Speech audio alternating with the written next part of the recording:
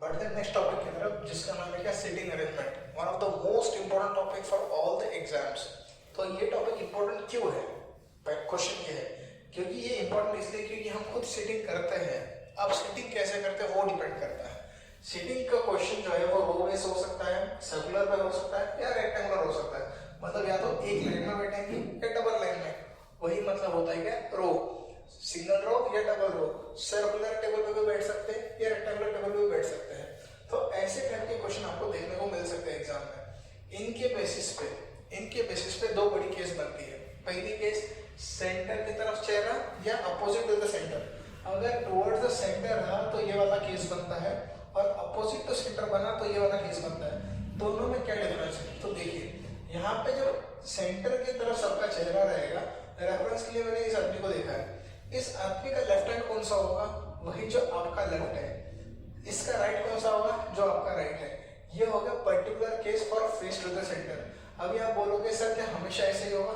इस particular case के लिए यही होगा, पर इसका अपोजिट अगर आप देखोगे तो इसका अपोजिट यहाँ पे हो जाएगा। ये बन जाएगा राइट, ये बन जाएगा लेफ्ट। मतलब ये रेफरेंस के लिए कि अगर इस आदमी का लेफ्ट हैंड ऐसा है तो बाकी का आप अरेंज कर सकते हो, डिपेंड अपना क्वेश्चन कैसा आता है। ठीक। दूसरा is face opposite to the centre. Face opposite to the centre मतलब क्या? किसी का भी चेहरा एक दूसरे की तरफ नहीं है, सबकी पीठ है एक दूसरे की तरफ। तो उस केस में ये जो हमारा रेफरेंस वाला आदमी था पहले केस में, उसका लेफ्ट और राइट पूरा स्विच हो गया है। ठीक। तो ये बेसिक इंपॉर्टेंट था जो हर क्वेश्चन में आपको देखने को मिल सकता है। अब रही बात कैसे क्वेश्चन को अटेम्प्ट करें।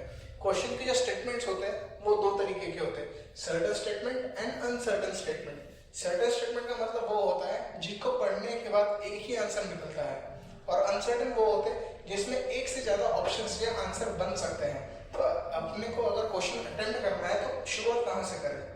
डायग्राम हर एक के हिसाब से बनाओ, पर हमेशा फाइनल डायग्राम बनाते वक्त सर्टेन स्टेटमेंट से ही स्टार्ट करो। हाँ, सर्टेन स्टेटमेंट से ही स्टार्ट करो, क्योंकि हमको इसमें श्योरिटी होती है कि आंसर क्या आने वाला है। उसके बाद अनसर्टेन के ऊपर। अब देखते हैं सर्टेन अनसर्टेन होते कैसे। तो देखिए, सर्टेन का पहला स्टेटमेंट, यहाँ पे 5 आदमी बैठे हुए हैं और स्टेटमेंट है A is second to the left of B। ठीक है, जब तक ये स्पेसिफाई ना हो, लेफ्ट और राइट आपके हिसाब से ही होगा। आपका लेफ्ट, इनका राइट, आपका राइट, सिंपल। ओके। अगर स्पेसिफाइड है अपोजिट, ये वाला केस, तो आपका हाथ स्विच हो जाएगा। ठीक है।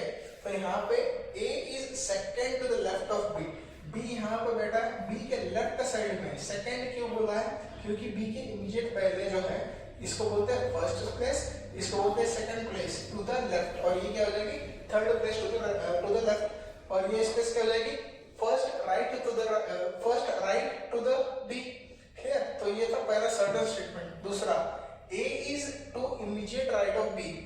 अब यहाँ पे देखिए, B यहाँ पे बैठा है सेंटरिंग टुवर्ड्स द सेंटर, तो उसके मतलब लेफ्ट और राइट आपका जैसा है वैसे ही यहाँ पे भी है। और बोला इमीडिएट राइट मतलब जस्ट नेक्स्ट वाला। अगर सेकंड राइट होता तो फर्स्ट सेकंड यहाँ पे ए होता। तो ये हो गया सर्टेन स्टेटमेंट। अनसर्टेन की ये 4 केसेस है। पहला देखते हैं, नेक्स्ट, एडजेसेंट या नेबर। ऐसा अगर वर्ड आया तो हमको श्योरिटी नहीं होती है ऐसा अरेंजमेंट है या ऐसा अरेंजमेंट है। ठीक। दूसरा, ए in between B and C.